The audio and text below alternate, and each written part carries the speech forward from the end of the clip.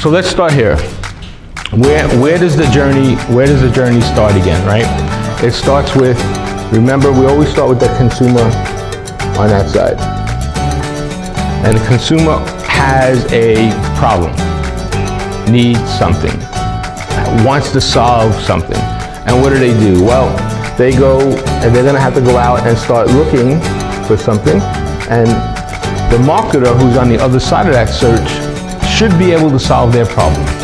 Because maybe they have the product, maybe they have the event they want to go to, whatever it may be. That's sort of how we set this up. You wake up in the morning needing something, so you go out and you search something. What connects us to? What connects us is the internet, right?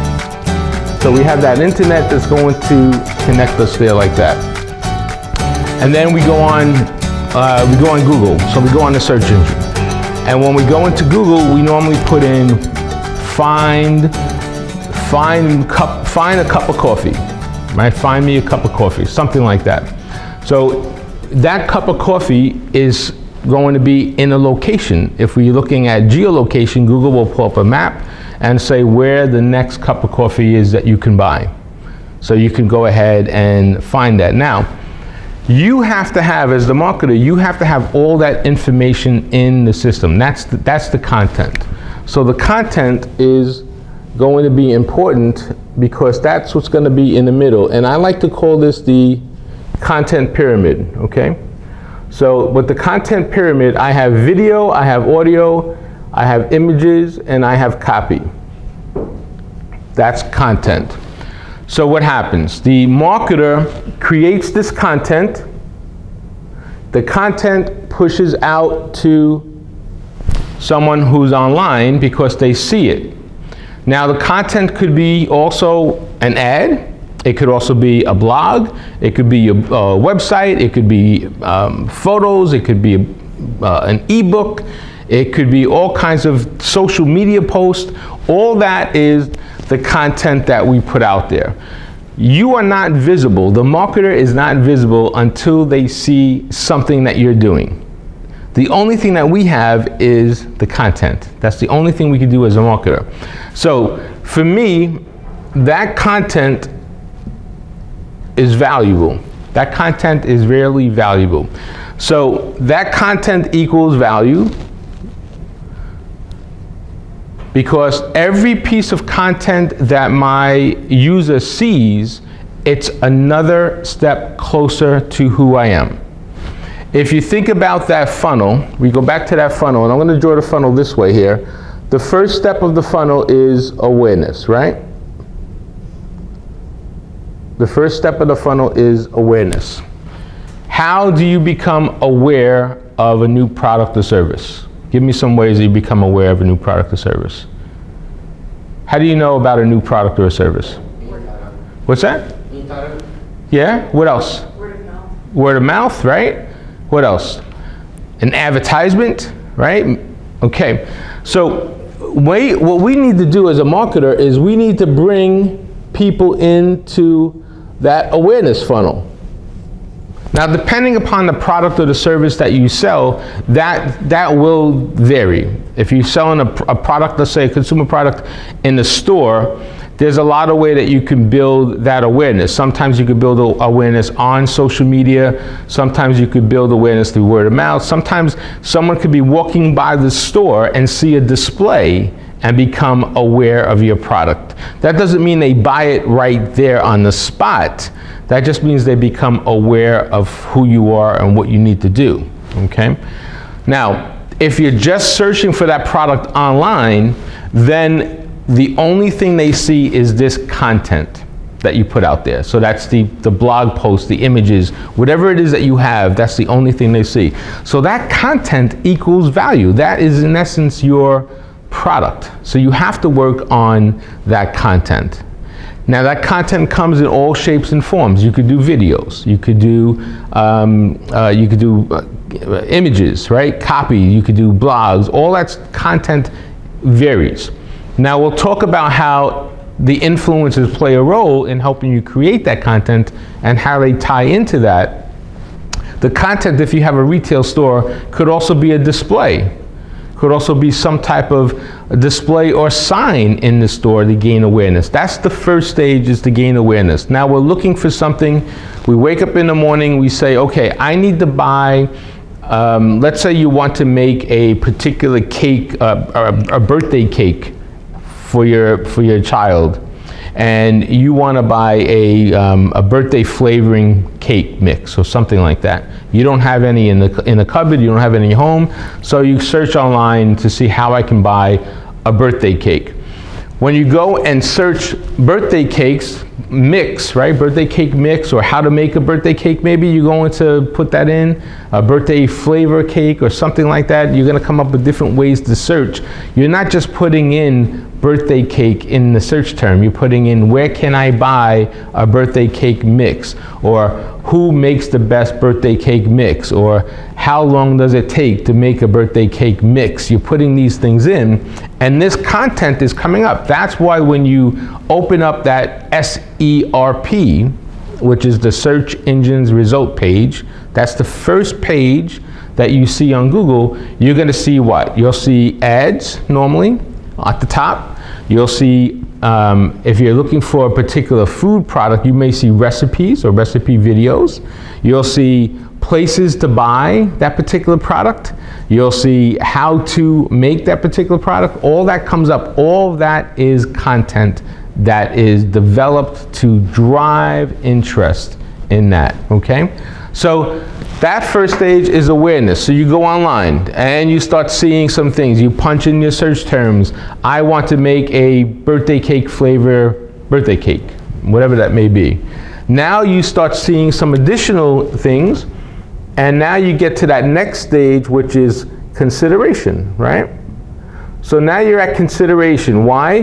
Because now you've gotten to this, what we call the search engine results page. This is the SERP, okay? And in the search engine results page, you have all the results starting from 1 all the way down. So that's also known as what? The first page of Google, right? Page 1 of Google. Everyone tells you, well, let's get to the first page of Google. That's really important. It is important. That's true. It takes a lot of time, work, and effort to get there, because you need search engine optimization to get there, which means you have to do keywords, you have to have a good website, you have to do some content. There's a lot of things you need to do to get to that level. Now, when you're on the search page, the first page there, you're probably looking for something to solve your problem. Maybe you click on an ad. How many of us click on ads? If they see an ad, they click on it to solve their problem. Anybody? Yeah, that's the problem. No one clicks on ads. They probably go right by the ads and they go to the next section, which is probably your organic content is next, right? That's really next. So that's really important. All right, so let's think about this journey again. So wake up in the morning. I want to make a cake for my kid. I want to do, he likes birthday cake flavoring, it's a special flavor. I don't have anything at the house. I've never made one before. It's the first time I'm doing it. What I do, I jump on my phone and I go, where can I buy a birthday cake mix, right? Maybe it's at my local store, my local Publix, my local Walmart, whatever it may be. But I just see all these images and all this information comes up in my search engine page. I see videos, right? You get YouTube videos, how to make a birthday cake mix. I look at that for 30 seconds, and then I start scrolling, shopping. Can I buy it at Amazon?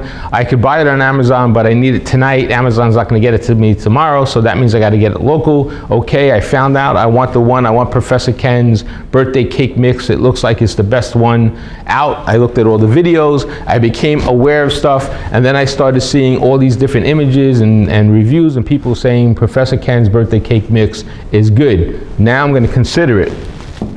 Okay, now I'm considering it. What do? I dive in another level below and I start looking at where I can buy Professor Ken's birthday cake mix. I need it today because my son's birthday is tonight, and I need to make the cake by when he's at baseball practice. So before he gets home, I got to do this all in like 3 hours, right? So I got to do it now.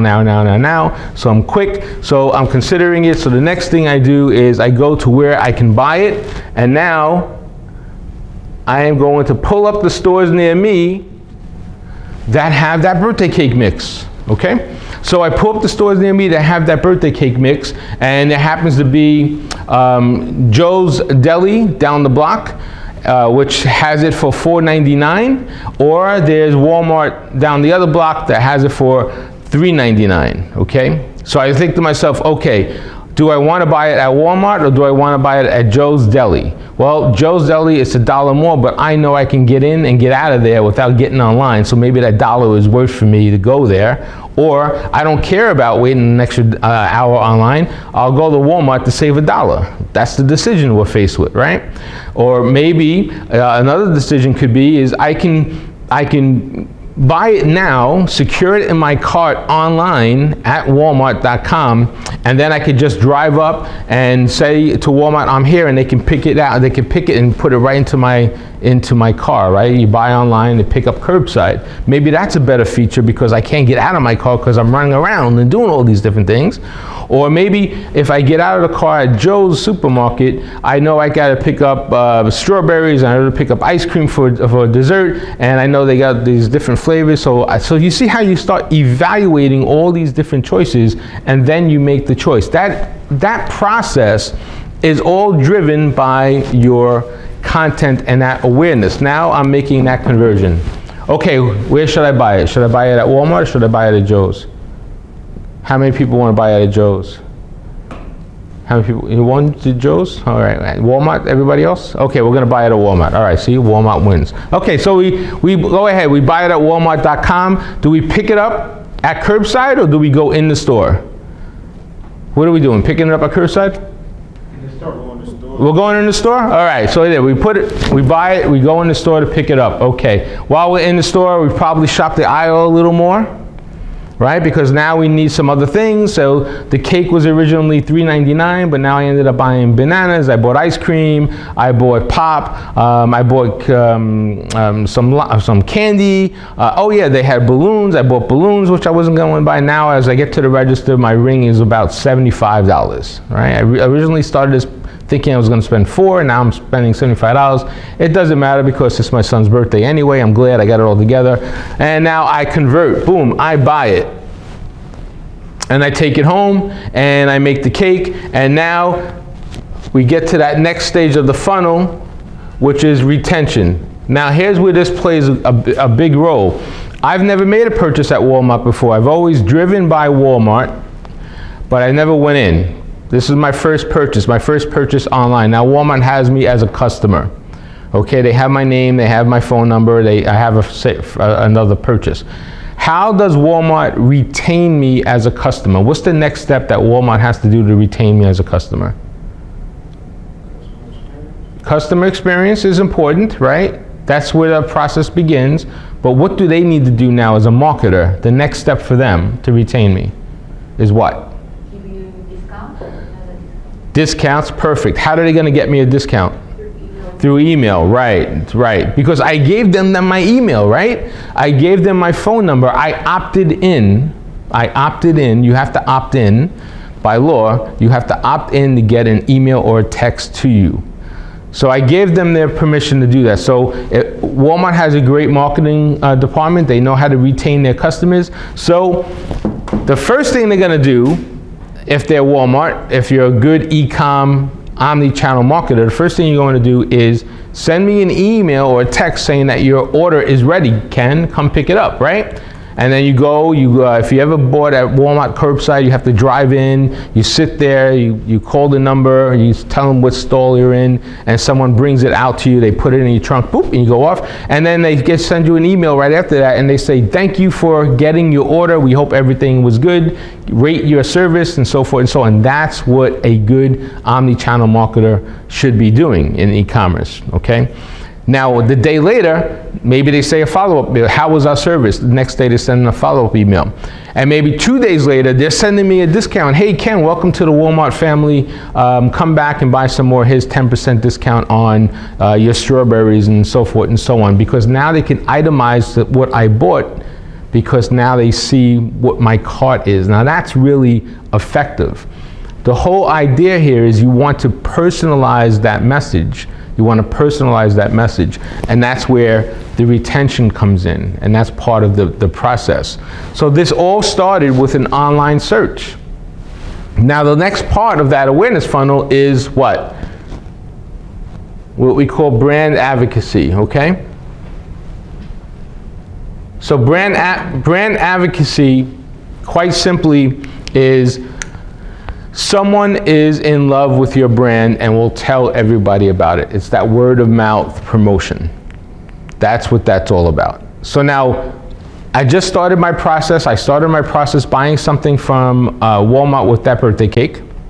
I was very happy with it. They sent me the email. I didn't fill anything else out, but they sent me a discount. A couple of weeks go by, and then they sent me something. Oh, they have a pair of, somehow I got a listing of the spring sales, and there's a pair of sneakers in it that might be cool. I saw while I'm on. All right, yeah, let me order that, and I order that. And then maybe another couple of weeks, I order something else. And now I'm starting to buy regularly from Walmart because they've been marketing to me. That email, that original purchase has now become very valuable to us because now I can reach out to my customer on a regular basis. So that email is the first line of defense for us as marketers. Now we can reach out to our customers, and if we do our segmentation properly, we can decide who gets what email. You shouldn't email blast everybody all the time, but you can create segments in your emails to blast them out. That's really important. So now I've been buying from Walmart for 6 months now. And I tell my buddies, I bought something from Walmart. I bought a cake, for my son, for Walmart, and I have to tell you, I love shopping it now. It's easy. I go online, I can drop it, I can pick it up, and now I start telling people about it. So now they go ahead and they try the experience. So now Walmart has me as a marketer because now I am advocating for their brand. It's just like any brand you buy. You tell someone, I like that brand. I like that brand. So that's the process, and it all starts with this content. So think about this. If we know that the content is going to be the first thing that people see, that's our value. Our value is equal to impressions. Right? Because why? The more content we have out there, the more impressions we have, the more people will see it. And the idea here is this funnel looks like this. See this funnel? This funnel looks like this. You notice that it's wide up on top and gets smaller down below. Why? Because we want more people seeing things at the awareness stage. And there's actually math behind this. And the math is, let's say if 100 people become aware of your product, maybe 50 people will consider it. From those 50 people that consider it, maybe 5 will actually convert. About a 5% conversion rate, which is high. From the 5% conversion rate, maybe you keep 2 as customers. From the 2 customers you keep, maybe one of them becomes a brand advocate. Okay? This is not typical. It's a generalized average, but that's why you have to keep more people coming in. These impressions are driving your brand advocacy. At the end of the day, they're driving your brand advocacy. And that's how you build a brand. And then we talk about this number called CLV, right? Which is customer lifetime value. Again, that all starts with this content, because we have to first make everyone aware of what we're doing. They have to consider us. They have to make that first purchase, which is great. Hallelujah, we got our first purchase, high five, we're good to go. But it's the second purchase, the third purchase, the fourth purchase. That's what builds that brand up. And in this case, we get to brand advocacy. How many of us have a favorite brand in here? Like a favorite brand, right? That's all you buy is that product, right? Everybody has something, right? What is yours? Apple, okay. Yeah, favorite brand. It's a good brand to have, right? So all Apple products. What is yours? Yes. Guess? Like the clothing? Yeah. Okay. Anybody else? So in order for you to switch brands, something really dramatic has to happen, like, maybe a phenomenal change in technology that makes you want to leave, or an incredible price that you just can't give up. Remember, we're building a relationship here. We're building a relationship. I want you, as a marketer, I want my customers to fall in love with me. When my customers fall in love with me, then I get to brand advocacy, then I get to building that customer lifetime value. And that's where you start adding up. That's why you can have $100 million brands, because that loyalty to the brand, every week you buy the product, every 2 weeks you buy the product, and it starts adding up, right? All of us are Amazon Prime members, most of us are. I've been Amazon Prime member for 15 years, and I give them whatever we give them at home, $15 a month. $15 a month for 15 years. Do the math. That's just me. And they've got hundreds of millions of subscribers, right? That's one of the reasons why they're the largest companies on planet Earth. Imagine if you had a product that you can sell that's only $5, but people buy it every 2 weeks for 10 years. That adds up fast. That gets you through this funnel, and now you become a major brand. And that's why all these brands that exist today, they have this brand equity. The brand equity is powerful. Nike's a powerful brand. They're worth, I don't know what their dollar value is these days, right? Let's say they're worth $1 billion, but their brand equity could be worth twice that or 3 times that, because that brand equity carries past the life of the brand. That brand equity means that no matter what happens, you're not going to lose those sales. It's the value. Now, that's not entirely true, because there have been brands that have destroyed their brand equity within minutes. And so that can happen too. In today's world, the environment that we live in, this cancel culture that we live in, that could be damaging as well, right? So you have to be careful there. There's some nuances there. But our goal is to build brand equity. So this all starts with that content. So content equals values, value equals impressions, and what do impressions equal? More impressions equal what? More conversions, right? The more people that look at your product, the more possibility it is for you to sell your product.